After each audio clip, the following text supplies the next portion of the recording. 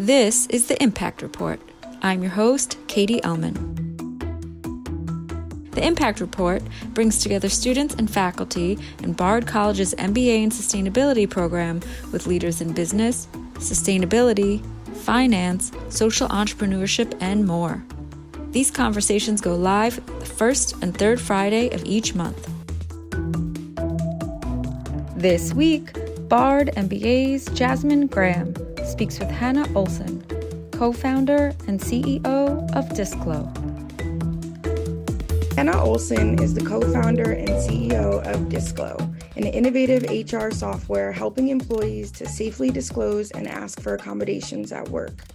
Hannah was named one of the top 100 powerful women of 2020 by Entrepreneur magazine and one of the top 100 LGBTQIA+ venture-backed entrepreneurs of 2021 by Gangels. We are thrilled to have her with us today on the Impact Report. Welcome, Hannah. Thanks so much for having me. It's great to have you here. I personally am really excited to talk to you as a new executive director of a not-for-profit called Mid-Hudson Energy Transition. And our mission is to empower municipalities, their residents, and businesses to own and share renewable energy, create healthier buildings, and join in community wealth building to strengthen the resilience of the Hudson Valley in the face of climate change. So I also think a lot about what does it mean to empower the employees of MHET and to create an inclusive and supportive environment for everyone to thrive in a way that works best for them. And I am so grateful for the work that you're leading to make work safe and accessible to everyone. Thank you so much. And kudos to you on the new position. Thank you. Thank you so much. So your first venture is a company called Chronically Capable, one of the largest and most used disability recruiting platforms in North America. Can you tell us what led you to found the company? Absolutely. So I kind of fell into this work. So when I graduated college, I was in the midst of treatment for a chronic health condition. And shortly after my college graduation, I actually had a PICC line placed in my arm, which if you're not familiar, it's essentially a permanent IV. And so I was hooked up to IV antibiotics for about 8 hours a day. And when I first entered the workforce, I struggled deeply with navigating these conversations with my employer. I truthfully didn't see myself as someone with a disability, and I definitely didn't check the box on my job application saying that I was someone. And unfortunately, long story short, I ended up in a company that wasn't inclusive and couldn't accommodate me. And I just saw firsthand how challenging it was to be someone with a chronic health condition or disability here in the workforce. And I knew there had to be a better way for us to accommodate and support people and their diverse needs. And so ended up at a startup, had a really, really awesome boss who treated me with dignity and grace and like a human. And truthfully, I wanted everyone like me to have a boss like him. And so the two of us stemmed off and started our first business, Chronically Capable, back in 2019, with the mission really of connecting folks with various chronic health conditions and disabilities to companies who care and companies who were able to accommodate and support these individuals. That work is so important. So how has it grown over time, and why do you think it's been so successful? Yeah, so I think, ironically enough, we had been out since 2019, but officially launched the platform quite literally a few weeks before the pandemic hit the United States and we all went remote. And suddenly the way we work changed drastically. And we started to think about accommodations very differently than we had in the past. I think before, accommodations felt like a very difficult or challenging thing for employers to implement. And suddenly we had to accommodate all of our employees essentially overnight. And I think it really started to shift the way we work and the way that we're able to support our people. And so throughout the pandemic, we grew the business quite significantly and started to gain traction in the disability community, as well as building these true enterprise partnerships. But through building that business, we actually kind of stumbled upon a deeper issue, which I'm sure we'll get to. And that's what led us to get into our second business in this space. But yeah, I think the pandemic really just shifted everything. And I don't think we can ever go back to the way it was before. And so that really kind of pushed the work that we're doing. I couldn't agree more. And I actually was one of the few people who was working remote, maybe not few people, but was working remote prior to the pandemic. So I've been remote since 2018. And, that flexibility has really given me the ability to take on so much more, to be a more active member of my community, and to really grow professionally and not. So I'm a really big proponent of remote work across the board. And, you touched on this, but it's allowed, a lot of people that were typically left out of the workforce due to, either medical conditions or caregiving responsibilities or any kind of physical difference to participate in the job force without the same level of stigma. And so I would love to hear your thoughts on, what are your thoughts about the trends to call workers back to in-person work? Yeah, it's a great question. It's a loaded question, because I think what's really interesting is that they just released the stats from 2022, and disability employment reached a record high. And we're seeing more people than ever being able to be employed and to be able to access work. And like you said, a large part of that is remote work, and is that flexibility where people who weren't able to even just get to work are now able to access a computer and do things right from their couch if need be. And so I think, as we shift back to work or back to normal, quote unquote, and I want to emphasize quote unquote, I think there's a lot of adjustments that need to be made. And I do think we need to think about all that we accomplished during the pandemic. We saw that work didn't stop, the world didn't stop, businesses, many of which were booming. A lot of technology companies boomed during the pandemic. And so I think we need to still provide access to those who do need remote work. And I think it also goes to show that people need to stand up for themselves and need to ask for that support and need to advocate for continued access to remote work, because it does enable us to have a stronger workforce when we can tap into talent that we weren't able to prior to the pandemic. And so I think we made a lot of progress, and my hopes are that companies can see that and be proud of it and can continue that beyond the pandemic and as we return to work. I just hope we don't digress. That's a real concern. And so, if you had it your way, what trends would you see employers start to make to, in response to the success of remote work in the pandemic? Yeah, so I haven't touched upon this just yet, but I may have alluded to it, but we actually started a second business this past summer called Disclo, and we help people to disclose and ask for accommodations at work. And through running this business, we're seeing a lot about the needs of companies' employees and what employees are asking for. And many of these people are asking for continued remote work or being able to even work remotely 1 or 2 days a week. And so I think companies need to be really aware of the needs of their people and be able to adapt to those needs. As I mentioned, we're not going back to the way it was before. And if we don't really understand our people and what they need, then we can't make decisions on behalf of them. And so I think offering the opportunity for people to speak up and disclose and ask for accommodations is really crucial.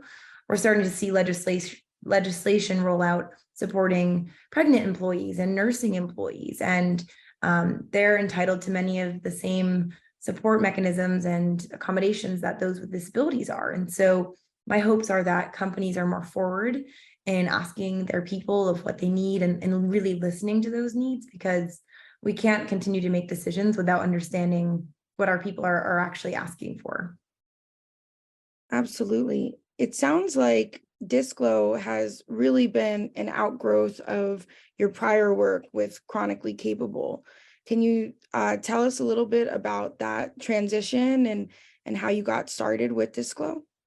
Yeah. So, and as I mentioned, initially we saw the issue as being, how do we get more folks with disabilities into the workplace? We've now seen, as I mentioned, in 2022, disability employment reached a record high. More and more folks are getting access to that work. But pretty quickly into launching Chronically Capable, my apologies, we started to hear from our employer partners as well as job seekers about the same challenge, and that was regarding disclosing and asking for accommodations at work. And right now, the process is very uncomfortable and very clunky for people to ask for any type of accommodation. So if you were to say, I need to work remotely, for example, or I need a certain piece of equipment, you're forced to divulge very personal information to your employer, and it's a very awkward conversation. And employers really have no way to manage this whole process because it's illegal to store it in their own systems. And so what we've found and what we've seen is that there was a real need for a safer way for people to go through this process, and a better way for companies to manage the end-to-end process of administering accommodations. And so we kind of fell into this business as well through just our own experience. But we're now building a system very similar to TurboTax, but for accommodations, where it allows for people to kind of be guided through a step-by-step process in asking for accommodations. And so we can learn a lot more about your people, a lot more about their needs, and build that trust with your employees, which is very hard to do when you're asking them very uncomfortable things.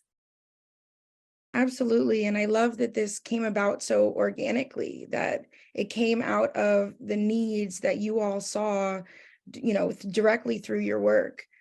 And I think as companies have invested more time in their justice, equity, diversity, and inclusion initiatives to varying degrees of success, disability is sometimes left out of this conversation.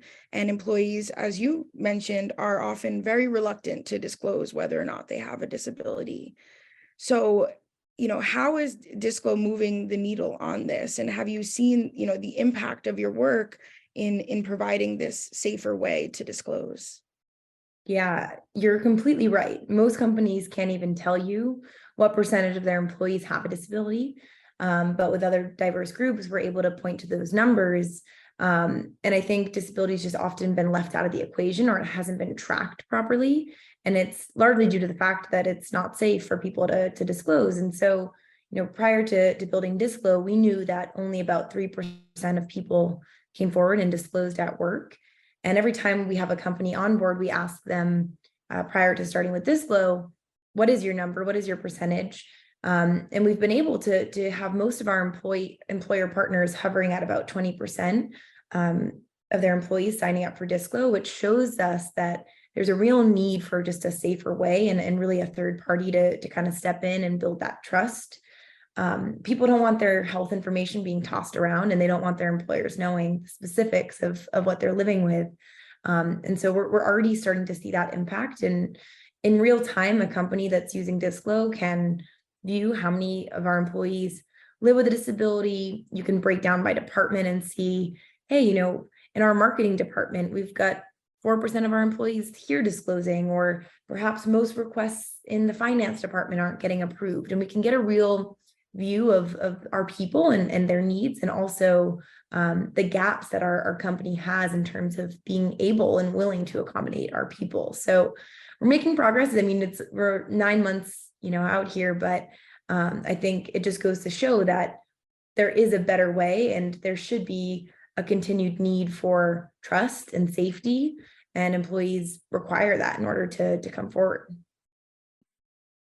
I mean, that's an incredible statistic right there. 20% disclosing compared to 3% shows, as you said, that the need is very much there. And so I'm curious, as a founder seeking funding, what was it like to fundraise for Chronically Capable and Disclo?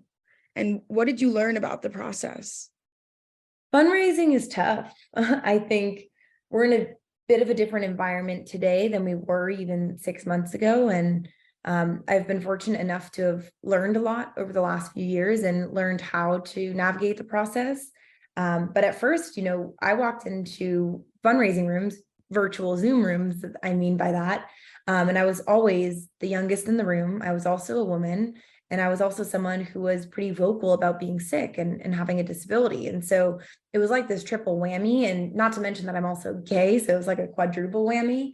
But I struggled deeply with just getting my point across and being treated equally, and being looked at as being capable. But I always dug back and thought, who are the investors that really cared and got our mission from day one. And those are the people who are on our cap table today that are living, breathing supporters of Disclo and Chronically Capable. But I've learned to advocate for myself a lot. I know how to navigate these conversations much, much better than I did in 2019 and 2020. And I've been able to find my voice and learned just kind of how the world goes, but it's not easy. And I think diverse founders do have a disadvantage and will continue to until we start to see them succeeding and start to share those stories and start to celebrate the wins of those who have been able to grow a business successfully, because we exist. Yes, and we love to have the opportunity to celebrate you. As a young queer Black woman, also quadruple whammy, I absolutely hear you on the difficulties and the challenges. And I wonder, what additional advice you may have for, the young founders, the disabled founders, the queer founders, the women founders and everything in between who have structural barriers in place. How do we advocate for ourselves in these spaces to make sure that our organizations can do the good work that we need to do? There is so much work to be done beyond, that we can even talk about today. But I think largely self-advocacy at its core is the ability to believe in yourself and stand up for yourself and stand up for what's right. And I think when I was able to get a voice and to not take no for a no, I was able to get my point across and get people to take me seriously.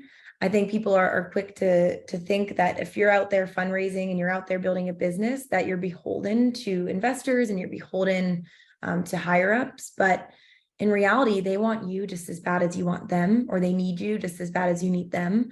And when you can start to shift the narrative and think, hey, the train's moving and you can either hop on my train or you can hop off. That's the kind of self-advocacy that I think diverse founders often lack, but should do. I think, you have to be able to think, I can and I will do this with or without your help. And I think that's something that people often struggle with when you have rejection and you're told no. But the ability to turn that into a yes is the ability to say, I don't need you and I can do this without you.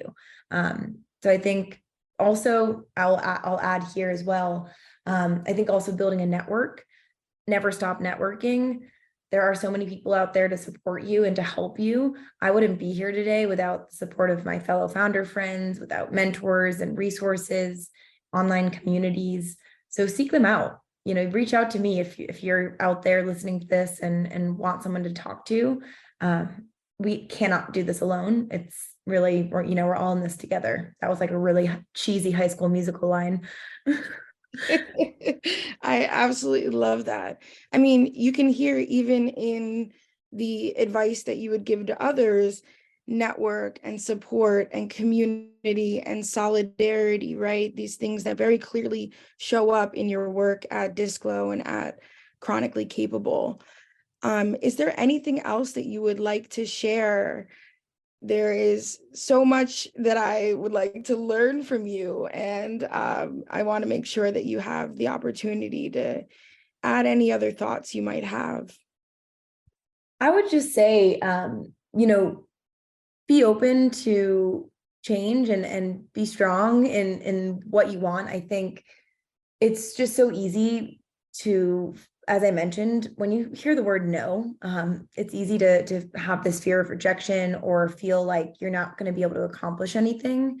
I was told no 124 times the first time I went out and fundraised. That was really defeating. I spent many nights with my face in a pillow. I was really sad. I thought I wasn't going to be able to do this. Be open to change, be flexible, but also just dig deep for what you believe in. I think at the end of the day, good prevails and good people and good ideas, and just continue to be a good person because there are good investors out there. And I'm really lucky today to have people around my table that I trust and who believe in what we're doing. And it took a long way to get there, and I wouldn't have it any other way. So be open to the fact that things may take time and be flexible. I actually want to go back for a second to ask if, or what would you say to employers who are maybe wanting to do better in this space, but don't know where to start? I would say educate yourself. I think we rely on others to constantly be educating us. And I've had so many companies that say, how do we do this? And what do we have to do? And how do we find support? And how do we find people with disabilities? How do we accommodate them? A lot of it comes down to education, understanding the experiences of those with disabilities. There are so many content creators out there, actors, artists, musicians, advocates, entrepreneurs who have had hardships, and listen to them, watch them, absorb them. And I think you have to put in the work, and that takes a level of self-understanding and a level of drive to actually do that yourself. But it's so important that you put in that work and get that education, and come talk to me again if you want some support. But I feel like there's a level of education that needs to happen on your own as well. So yeah, that's what I would say to business leaders. I appreciate that acknowledgement so much. I think a growth mindset is one of the most valuable things that anyone can have in their toolbox, because I'm one of the first people to say, I don't know it all, and I don't know what I don't know. So I really appreciate that acknowledgement. My last question for you is, how can listeners learn more about your work, and how can we support you? If you are an employer, I encourage you to come to our website. We currently work directly with employers. So our website's disclo.com, kind of like the word disco, but add in an L, short for disclosure. And how can you support me? I think it's to continue to amplify, our voices, and to show and celebrate in successes, like you said. I'm constantly cheering on my friends who are founders and who are putting in the hard work. And so the more that we can get the word out there, the better. It's unfortunate that many times people say, well, I wish I knew about you sooner. And so I think the way that we can do that is through collective voice and celebration. So thank you for listening. I appreciate it. Thank you so much for being here today. And I would like to give you a round of snaps for all of your fabulous work. So grateful for the opportunity to chat with you today. Thank you so much for having me.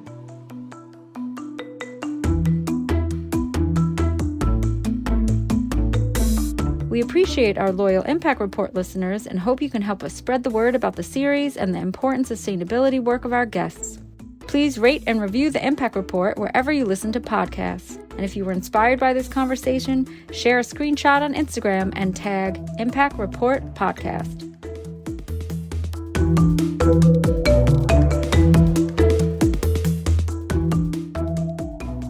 Learn more about the topics discussed in today's episode by visiting disclo.com. That's disclo.com, and by visiting wearecapable.org. Join us for the next episode of the Impact Report on Friday, May 19th. We'll be speaking with Laura Diaz Munoz of Eller's Estate Wines.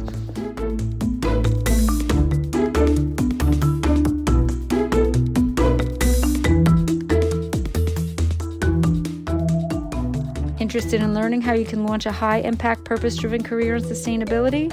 Check out the resources page from the Bard Graduate Programs in Sustainability for access to free resources to jumpstart your career. Hear from leaders in the fields of climate change, consulting, impact finance, circular economy, and more about how they launched their careers and the tips they have for you to join their industries. Visit gps.bard.edu/resources today.